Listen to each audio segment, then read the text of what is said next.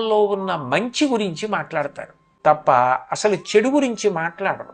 అసలు చెడు గురించి మాట్లాడడం అన్నది అలవాటు చేసుకున్నాం అనుకోండి, ఎవరి పేరెత్తినా వాళ్ళల్లో ఉన్న చెడు ముందు జ్ఞాపకానికి తెచ్చుకోవడం, ఆ చెడుని చూడడం, చెడు గురించి మాట్లాడడం, అవతల వాళ్ళని చెడ్డవాళ్ళడం అలవాటైపోతుంది.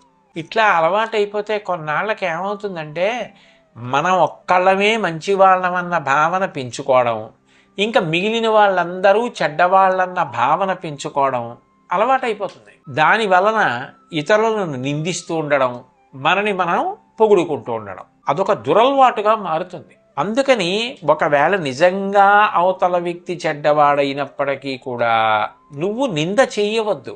నువ్వు నిజంగా అవతల వారు చెడ్డవారైతే తిట్టడం వల్ల ప్రయోజనం ఏమీ లేదు.